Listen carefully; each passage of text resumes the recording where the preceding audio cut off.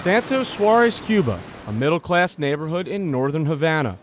Maria Navarro Perez has called this place home for 6 decades, since her father built their house in 1954. She's seen her country throw out a dictator, secure a revolution, weather international crises, and settle into a kind of genteel poverty. But through it all, one thing has remained constant: family.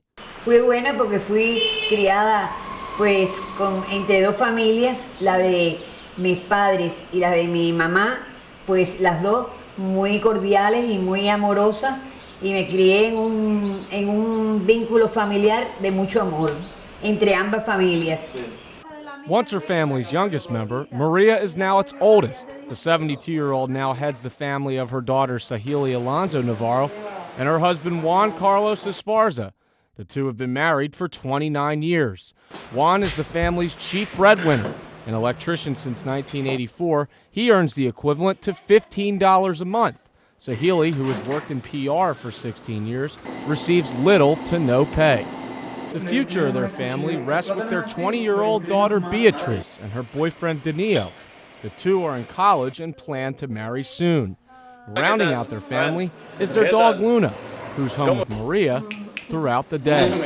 Their 2-story home sits in the heart of this historic neighborhood, and for Sahili, it's been the only place she's ever called home. She believes that strengthened her family. A diferencia de otros países, en Cuba las familias acostumbran más a estar unidas. Eso se ve más en Cuba, que la familia, la convivencia familiar, que las familias vivan en una misma casa, muchas personas, varias generaciones. 3 generational families like this are common in Havana, where housing is scarce and families are traditionally close. But it's as much an economic necessity as it is a social norm. Despite being in the middle class, daily life for this family isn't easy. Their living quarters are on the 2nd floor, comparable to a college apartment. 3 small bedrooms, a common bathroom, where the bathing is done out of a bucket due to the limited running water that exists within the house, a kitchen that can fit 3 people, and a family room where they all come together every night.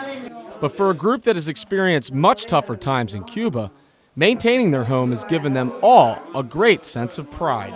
Que hasta ahora siempre somos muy unidos y todos siempre trabajamos en común para lograr algo. For the Navarro family, a bulk of that work is on the shoulders of Juan, whose days begin with a 5:30 a.m. wake-up call.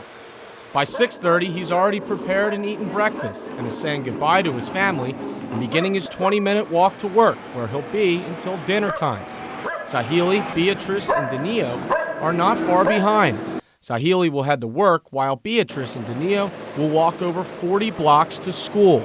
The 20-year-old Beatriz, who's studying communications, is the only member of the family who speaks any English and helped me in communicating with the family throughout my 24-hour stay. On top of Monday through Friday daytime classes, she and Danilo are taking English classes 2 nights a week. After returning home from school, the preparations for the 8 o'clock dinner begin.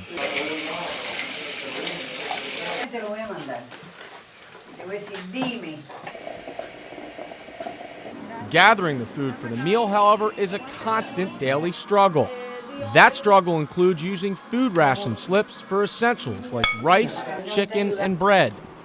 Trips to the bakery and multiple markets are also necessary. My parents work a lot, but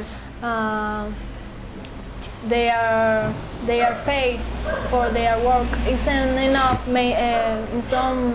Sometimes because the food maybe is very difficult to get it because of the prices. Today, however, all of the ingredients were secured, and at 8 o'clock, it was finally time for dinner, a very special time of the day for Cuban families. After dinner, the family will spend a couple of more hours together before retiring to bed at 11 o'clock. Tomorrow morning, in just a few hours, their daily routines will start all over again. The hope for Sahili is that new opportunities will arise in the future, opportunities that existed for Maria during her childhood. Mi generación tiene la esperanza de que podamos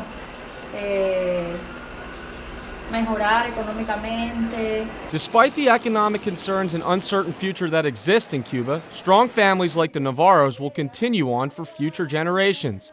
And while it's been especially tough raising a family over the last 20 years, Sahili and Juan are happy. Una bonita experiencia porque se ha criado junto con nosotros y ha tenido y hasta ahora no le ha faltado casi nunca nada porque nos hemos sacrificado por ella. For this three-generational family, life will continue to go on in this household for as long as they live. The love and sacrifice that exists there today will surely be passed on to future generations to come. In Havana, Cuba, for the Center County Report, Besito.